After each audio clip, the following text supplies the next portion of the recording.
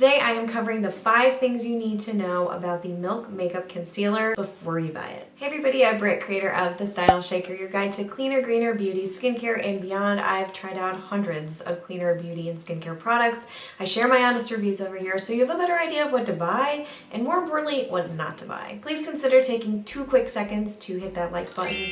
Small thing, huge impact over here on the site, so thank you for that. All right, let's dive into the 5 things that you need to know before you buy this product. I'm gonna run through the scorecard and cover 5 questions, get to 1 final score, and my personal final verdict. Everything will be linked below in the description. All right, the first question is all about ingredients. So how do the ingredients look here? This is a vegan, cruelty-free formula, silicone-free, and fragrance-free. They're very into having the word free at the end of their, yes, they say 99% natural. Just because something's natural does not mean it is not going to harm your skin or your body. I'll try to ignore it because it's really more about the product. I just wish they would kind of like swipe those things off their product page. This is a product that is part makeup, part skincare, squalane, shea butter, sodium hyaluronate, jojoba seed oil, caffeine, turmeric, olive oil, grapeseed oil. These are all oils and things that I love. My skin loves them. Just because my skin loves them doesn't mean your skin is gonna love them. Check them out anyway and just make sure that it's a good fit. I'm not seeing any major red flags. We can move on. Next 2 things that you're gonna wanna know about here before you buy this product. Application, how does it apply? Because this is an interesting little applicator, let me tell you. And coverage, hello, kind of a big deal. It's supposed to be a buildable formula. Now,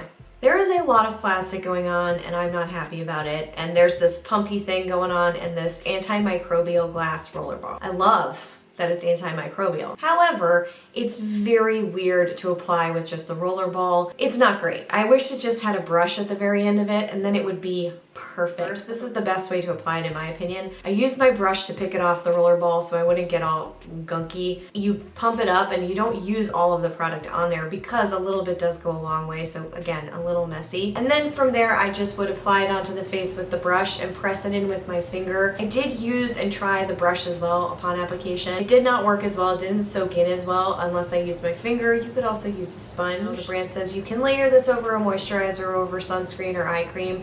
I did that. I wear a very lightweight eye cream every day and it was fine. You can also refrigerate this if you end up liking the rolly ball thing and it's not awkward for you. Refrigerate it and then it can be like a depuffing stitch, but I was definitely not going there. Overall application was just awkward and messy for me. I just needed to add a brush in there so I didn't touch the roller ball. 3 out of 5 on the scorecard. And then for coverage, it claims to be light buildable coverage. And they love the phrase no makeup look. I think it's kind of a funny phrase, but I like that look. I like a very natural hello makeup look. It's supposed to brighten and refresh under the eye. I would say it followed through on the majority of those claims. It was not the most brightening formula, but it was incredibly lightweight, very natural. I could build it up. I think those with mature skin or kind of a little bit of crepiness under the eye might love this because it's not super slick. It's easier to work with. It settles in and sinks in, and I'll talk a little bit more about the wear test too, but I really loved the coverage here. 4 out of 5 for coverage. So the last 2 things you're gonna wanna know before you buy this: does it crease and does it last? Creasing, let's talk about that first. So when I applied this with the brush only, I saw more creasing. I don't know why, I just did. Again, you can use a sponge, it's gonna lift a little bit more, but when I just used it with my finger and pressed it in and did a small amount, that's kind of key. You don't wanna have a heavy prep underneath, but a small amount, it goes a very long way. It was so good, you guys. It held up incredibly well for creasing. Sometimes I can see it as fast as 30 minutes after, 5 minutes after. It just depends on the formula. The lighter application here, even if I built, but just light layers each time and pressed it in, it was so easy. If it really was a long day or warmer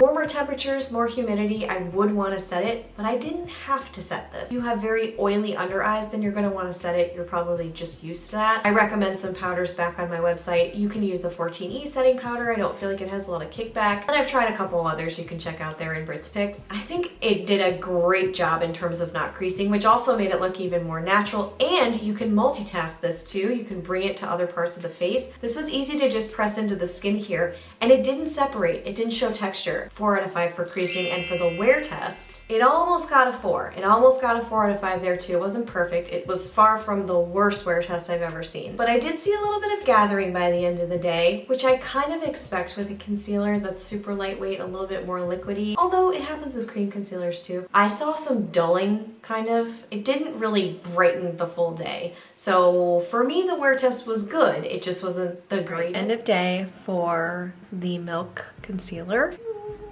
Let's close up.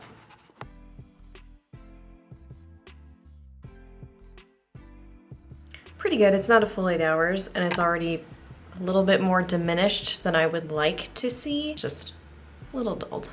Hey.